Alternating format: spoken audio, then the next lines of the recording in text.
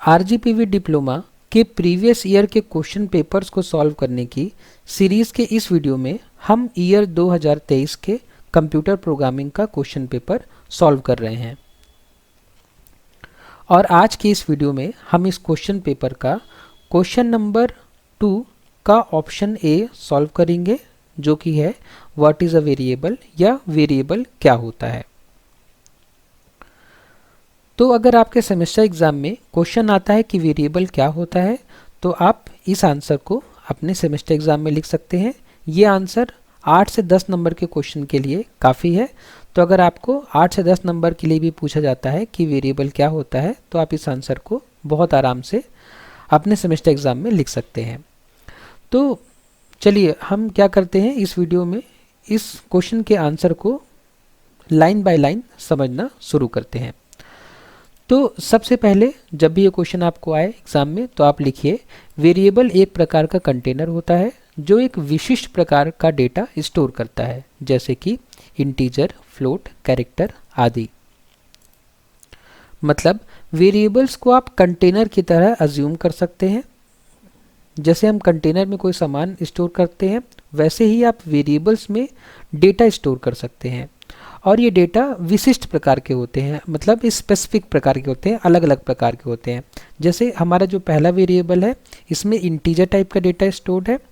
जो दूसरा वेरिएबल है, इसमें फ्लोटिंग पॉइंट नंबर स्टोर है, जो कि फ्लोट टाइप का है। और तीसरे कंटेनर में जो डेटा स्टोर है वो कैरेक्टर टाइप का है। तो इसलिए वेरिएबल एक तरह का कंटेनर होता है जो कि विशिष्ट प्रकार के डेटा को स्टोर करने के लिए उपयोग किया जाता है। उसके बाद आप लिख सकते हैं, जैसे आप किसी बॉक्स में सामान रखते हैं और बाद में उसे इस्तेमाल कर सकते हैं, वैसे ही प्रोग्रामिंग में हम वेरिएबल में कोई संख्या, अक्षर या जानकारी रख सकते हैं और जब ज़रूरत हो उस जानकारी का उपयोग कर सकते हैं।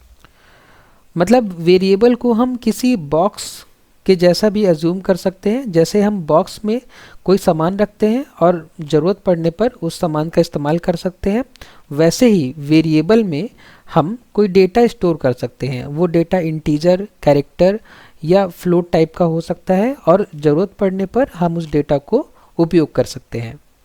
उसके बाद आप नेक्स्ट लाइन लिख सकते हैं। उदाहरण के लिए अगर आपने एक वेरिएबल में 10 स्टोर किया है, तो जब भी आप उस वेरिएबल का नाम लिखेंगे तो आपको आउटपुट में 10 मिल जाएगा।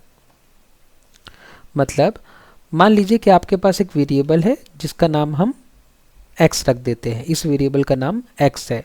इस वेरिएबल में हमने 10 स्टोर किया। 10 स्टोर करने के लिए किसी भी प्रोग्रामिंग लैंग्वेज में लगभग यही सिंटेक्स होता है। हम वेरिएबल का नाम लिखते हैं और असाइनमेंट ऑपरेटर लगाकर वो वैल्यू लिखते हैं जो हमें उस वेरिएबल में स्टोर करनी है। तो ऐसा करने से हमारे इस वेरिएबल में 10 स्टोर हो जाएगा। 10 स्टोर होने के बाद अगर हमें इस 10 को प्रिंट करना है या इस 10 को एक्सेस करना है, तो हम एक स्टेटमेंट जैसा कि प्रिंट x, मतलब प्रिंट लिख के उस वेरिएबल का नाम लिख देंगे, तो हमें उस वेरिएबल के अंदर जो भी वैल्यू स्टोर होगी वो हमें आउटपुट में मिल जाएगी। उसके बाद हम लिख सकते हैं कि सरल शब्दों में वेरिएबल प्रोग्राम में डेटा को स्टोर करने का एक नाम होता है।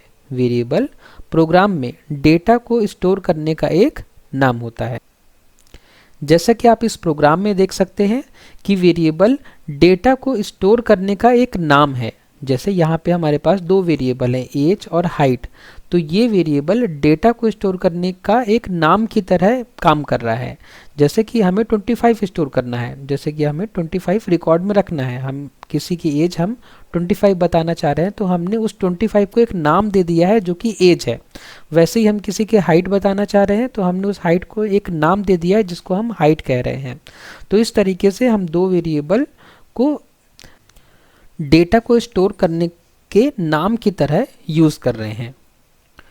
उसके बाद हम वेरिएबल की मुख्य विशेषताएं बता सकते हैं, जिसमें वेरिएबल की पहली विशेषता है नेम्ड मेमोरी लोकेशन या नामित मेमोरी लोकेशन। वेरिएबल को मेमोरी में एक स्थान दिया जाता है जहां डेटा स्टोर होता है। तो जैसा कि आप अभी स्क्रीन पर देख रहे हैं कि यहाँ पे एक कंप्यूटर है और कंप्यूटर के अंदर मेमोरी है। तो हमने क्या कहा कि वेरिएबल को मेमोरी में एक नाम दिया जाता है। देखिए कंप्यूटर के अंदर मेमोरी होती है और मेमोरी में ही सारे डेटा को हम स्टोर करते हैं, और ये मेमोरी जो होती है ये बाइट ओरिएंटेड होती है, मतलब इसका हर एक ब्लॉक एक बाइट का होता है। तो जब हम वेरिएबल बनाते हैं तो मेमोरी में वो उस वेरिएबल के लिए एक नाम असाइन हो जाता है, और उस नाम का यूज़ करके हम मेमोरी लोकेशन में वैल्यू को स्टोर कर सकते हैं। जैसे हमने पिछले स्लाइड में देखा था कि हमने एक एज नाम का वेरिएबल बनाया है और उस वेरिएबल में हमने 25 को स्टोर किया है।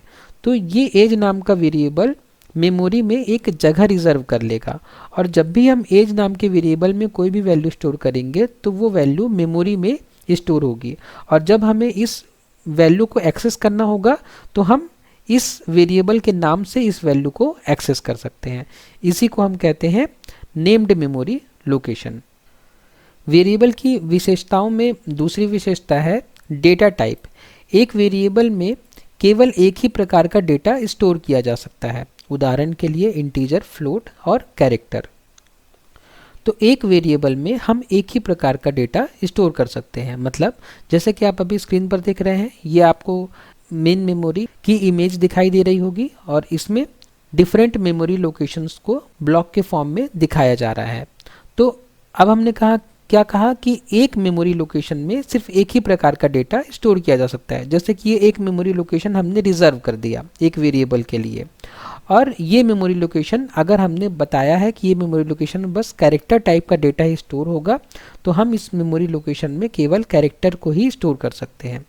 उसी तरीके से हमने एक दूसरा वेरिएबल बनाया और इस वेरिएबल को हमने बनाया इंटीजर टाइप का, तो ये वेरिएबल सिर्फ इंटीजर टाइप के डेटा को ही स्टोर कर पाएगा। उसी तरीके से अगर हमने एक वेरिएबल बनाया फ्लोट टाइप का, तो ये वेरिएबल अपने मेमोरी लोकेशन में सिर्फ फ्लोट टाइप की वैल्यू को ही स्टोर कर पाएगा।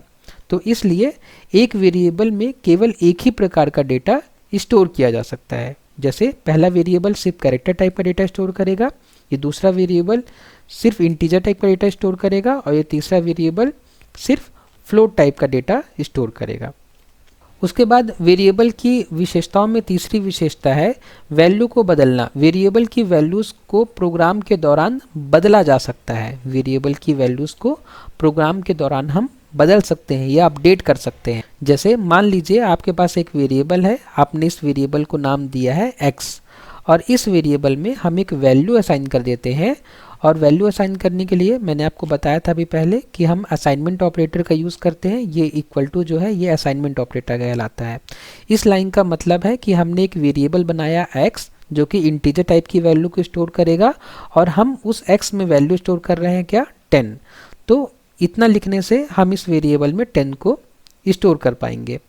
उसके बाद हम इस 10 को अपडेट करना चाह रहे हैं, तो अपडेट करने के लिए हम लिखेंगे x is equal to x plus 5, मतलब कि x नाम के वेरिएबल में जो भी वैल्यू है उसमें 5 ऐड करिए, और जो भी इसका रिजल्ट आएगा उसको x में वापस स्टोर करिए।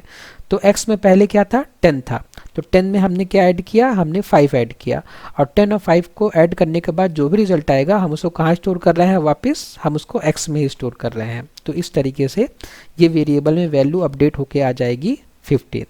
तो इस तरीके से हम वेरिएबल की वैल्यू को अपडेट भी कर सकते हैं। उसके बाद अपने आंसर में हम नेक्स्ट पॉइंट लिख सकते हैं वेरिएबल को डिक्लेयर करना।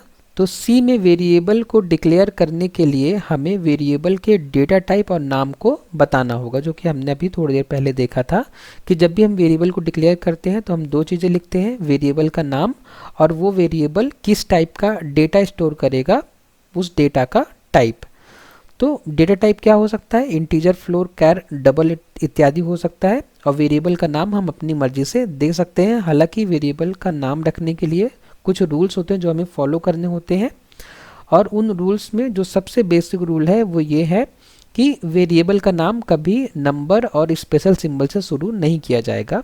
सिर्फ हम अंडरस्कोर यूज़ कर सकते हैं शुरुआत में, या वेरिएबल को हम सिंपली कोई अल्फ़ाबेट से शुरू कर सकते हैं। अगर आपको कंफ्यूज नहीं होना है तो बस आप इतना याद रखिए कि वेरिएबल का नाम कोई अल्फ़ाबेट होना चाहिए, इससे आप सेफ साइड में रहेंगे। और शुरुआत में हमें कभी नंबर, वेरिएबल का नाम की शुरुआत में हमें नंबर नहीं देना है, जैसे 1 2 3 4, वो हम हमेशा बाद में दे सकते हैं। और ऐसे करके बहुत सारे रूल्स हैं, हम एक सेपरेट वीडियो बना देंगे वेरिएबल के रूल के लिए फ़िलहाल इस वीडियो में x एक वेरिएबल का वैलिड नाम है या आपका नाम भी वेरिएबल का वैलिड नाम है, कोई भी अल्फ़ाबेट वेरिएबल का वैलिड नाम है।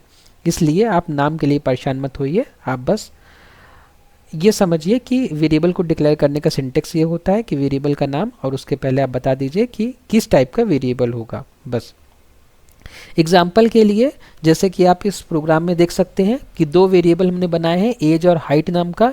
एज नाम का वेरिएबल इंटीजर टाइप की वैल्यू स्टोर करेगा और हाइट नाम का वेरिएबल फ्लोट टाइप की वैल्यू स्टोर करेगा, जो कि नीचे वैल्यू हम असाइन करके भी दिखा रहे हैं कि एज में 25 स्टोर कर दिया और हाइट में 5.9 स्टोर कर दिया, जो कि एक फ्लोटिंग पॉइंट नंबर है।